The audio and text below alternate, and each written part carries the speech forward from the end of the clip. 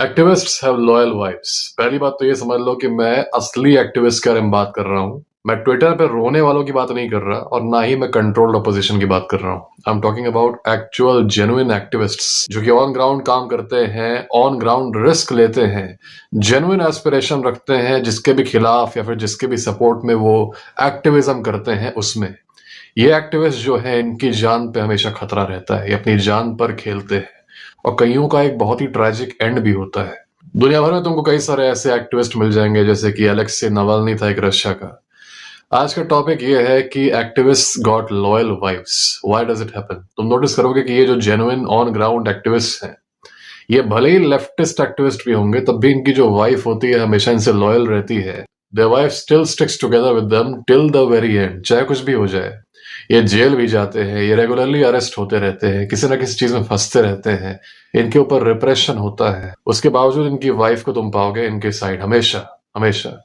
ऐसा क्या रीजन है? एक जॉब वाले आदमी का, एक नॉर्मल करियर वाले आदमी का तुम पाओगे कि मैरिज में बहुत इश्यूज होते हैं। यह भी हो सकता है कि वाइफ अब अलूफ हो चुकी हो, उतनी अट्रैक्टेड ना हो, उतनी लॉयल ना हो। कई बार क्या होता है, एक्स्ट्रा मैरिटल अफेयर शुरू हो जाते हैं। लेकिन एक्टिविस्ट के अंदर ऐसा क्या है कि चाहे वो लिबरल लेफ्टिस्ट एक्टिविस्ट भी हो, तब भी उनकी वाइफ बहुत लॉयल होती है। And their wife always stands with them no matter what happens, even if they get arrested, even if they get repressed, no matter what happens, she always sticks with him. इसका एक reason है और एक word में समझ सकते हो, वो है एम्बिशन। तुम्हें समझना होगा कि your wife, your woman wants your life to be like a movie and then she wants to join that movie. Okay? वो चाहती है कि तुम्हारी लाइफ जो है एक मूवी की तरह रहे and then she wants to join it. वो ज्वाइन करना चाहती है तुम्हारी मूवी को। लेकिन इतने रिलेशनशिप्स में क्या होता है? पहली बात तो लड़के की खुद की लाइफ इतनी इंटरेस्टिंग, इतनी एम्बिशन वाली है, मूवी की तरह होती नहीं कि इसकी औरत ज्वाइन करे उसकी लाइफ को।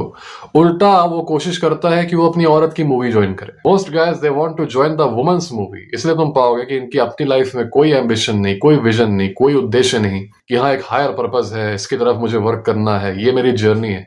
कुछ भी नहीं। इनको जहां लड़की मिल जाती है, इनका पूरा का पूरा ध्यान उस लड़की के अराउंड केंद्रित रहता है। कह रहे बाप रे, वो क्या कर रही होगी इस वक्त, वो मेरे बारे में क्या सोचती है, वो मुझसे बात कर रही थी तो आज बहुत कोल्ड लग रही थी, क्या हुआ? लगते हैं पूछने की क्या बात है, तुम ठीक हो ना? क्या तुम मुझसे गुस्सा हो? बताओ, मैं उसको कहाँ ले जाऊं, मैं उसको क्या कर दूं ताकि वो मुझसे खुश हो जाए। इनका पूरा का पूरा ध्यान क्योंकि अपनी लड़की के अराउंड केंद्रित रहता है, तो ये अपने आप पे तो कोई ध्यान नहीं देते, अपना कोई एम्बिशन नहीं रखते, अपनी कोई जर्नी नहीं रखते। तो इनकी जो मूवी बननी चाहिए तो वो कभी बनती ही नहीं। इनफैक्ट ये उल्टा करते हैं, ये बनाते हैं अपनी वुमन की मूवी और ये ज्वाइन करना चाहते हैं उसको एज अ साइड कैरेक्टर। ये अपनी वुमन की मूवी ज्वाइन करना चाहते हैं, that too as a side character. Okay? And the woman does not like it at all.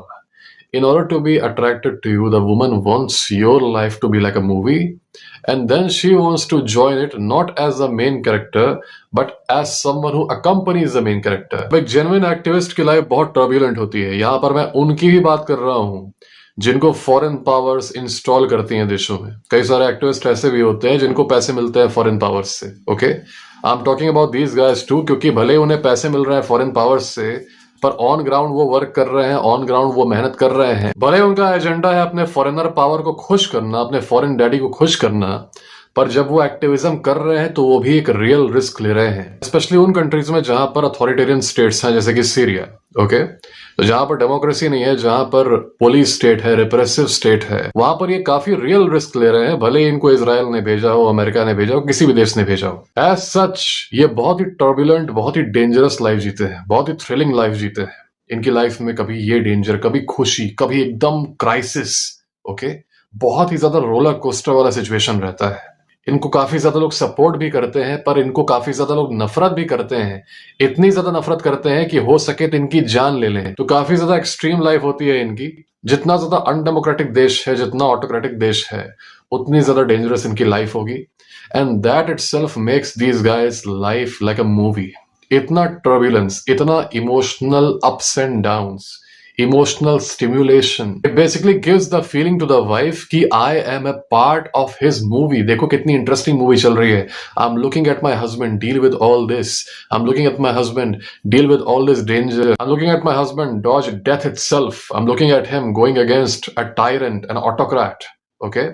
तो इससे एक अजीब सी थ्रिल वाली फीलिंग आती है, लगता है कि हाँ, I am in a journey with this man, इसका अपना एम्बिशन है, इसका अपना एक क्लाइंब है, इसकी अपनी एक डेंजरस जर्नी है, इसकी अपनी एक थ्रिलिंग मूवी है जिसका मैं भी हिस्सा हूं, because I am his wife, I am accompanying him. Okay, इसलिए तुम पाते हो कि भले ही लिबरल लेफ्टिस्ट एक्टिविस्ट होगा, पर उसकी वाइफ जो है हमेशा उसके साथ खड़ी रहेगी। वो जेल चला जाएगा तब भी रहेगी, वो ट्रबल में रहेगा तब भी रहेगी, वो सक्सेसफुल होगा तब भी रहेगी ऑब्वियसली। वहीं एक आदमी जिसकी लाइफ कंपैरेटिवली स्टेबल है, जैसे कि let's say an actor, okay, actor के ऊपर डेंजर नहीं है कि उसको कोई सरकार बंद कर देगी जेल में, या फिर उसको कोई आके असैसिनेट कर देगा, इतना डेंजर उसके ऊपर नहीं है। ओके, वो एकदम एज पे नहीं जी रहा लाइफ को।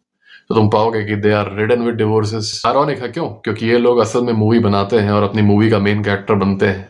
Okay, they actually make films. लेकिन रियल लाइफ जो है इनकी, आउटसाइड ऑफ एक्टिंग, ये कोई मूवी नहीं बन पाती, क्योंकि ये बाकी उसको छोड़ के, एक्टिंग को छोड़ के कुछ भी रिमार्केबल नहीं कर रहे होते, कुछ भी ग्रेटर देन देमसेल्व्स नहीं कर रहे होते। ऐसे में ये ऐसा कुछ भी नहीं कर रहे होते आउट ऑफ द मूवीज जो कि इनकी वाइफ खुद नहीं कर सकती, जो कि इनको देख के इनकी वाइफ कहे कि बाप रे बाप, wow, I admire him so much. Okay, he is so brave, he is so tough. ये एक्टर है, इनकी वाइफ एक्ट्रेस है, नो बिग डील। ओके, वैसे ही नॉर्मल जॉब वालों का भी यही होता है, स्टैग्नेशन आ जाता है लाइफ में, मेंटल। आपको जॉब में आपको सैलरी हर महीने मिल रही है, आप खुश हैं लाइफ से, but the wife is like, ना, this movie is going on really boring. Okay, क्योंकि मूवी में मजा कब आता है? जब टर्बुलेंस हो, राइट? तो वो टर्बुलेंस मिलता नहीं। You will find many wives going aloof. अब क्या मैं यहाँ पे कह रहा हूँ कि एक्टिविस्ट बन जाओ, जाओ सूडान में जाके एक्टिविस्ट बन जाओ ह्यूमन राइट्स के? Absolutely not, it's dangerous. Activist बनने की जरूरत नहीं। Take the lesson from this video, और वो लेसन ये है कि ambition is extremely attractive to women. In fact अगर तुम कुछ नहीं कमाते, कोई जॉब नहीं करते, तब भी तुम्हारे अंदर उसको अगर एम्बिशन दिखता है, तो she will be very much attracted to you. Even a working woman will be very much attracted to you, even though you don't have a job. As long as you have ambition, you have a drive, she can sense it inside you. She can sense that energy. Because a woman wants to be the part of a movie of a guy who has an interesting movie, who has a turbulent movie. As a man, तुम्हारे crazy ambitions होने चाहिए। लोगों को सुन के लगना चाहिए कि यार ये बहुत ज़्यादा सोचता है, बहुत सपने देखता है। ऐसे एम्बिशन होने चाहिए तुम्हारे, and you should actually be taking little action, little by little action every single day to work towards it. Mediocre life जीना तुम्हारा एम नहीं होना चाहिए। You got one life, so why not aim really really high? Why not aim crazy? ठीक है, लगे कि हाँ तुम्हारे एम से बाहर है, तुम्हारी औकात से बाहर है, तुमसे नहीं हो पाएगा, लेकिन एम करने में और हल्का हल्का वर्क करने में उसकी तरफ हर दिन क्या जाता है? इनफैक्ट एम्बिशन की तरफ काम करोगे, तुमको एक पर्पस मिलेगा, एक नया विगर आएगा अंदर से, एक नया एक्साइटमेंट आएगा। तुम कोशिश कर सकते हो कि अपनी लाइफ को उसी तरफ अलाइन कर दो। और साथ ही साथ एक साइड इफेक्ट ये आता है कि जब लड़कियों से कांटेक्ट में आओगे, तो women will go crazy for you, because they love ambition. A man who has ambition is alive. He has energy, he has power, he has aura. तुम्हारे पास कोई पैसा नहीं है, कुछ भी नहीं है, तब भी a woman who already has money, who already has a job, will start loving you and will get obsessed with you. अब एक ब्लू पिल्ड आदमी के लिए मानना बहुत मुश्किल है, पैसा नहीं है मेरे पास तो लड़की कैसे आएगी? लड़की तो पैसे से आती है क्या?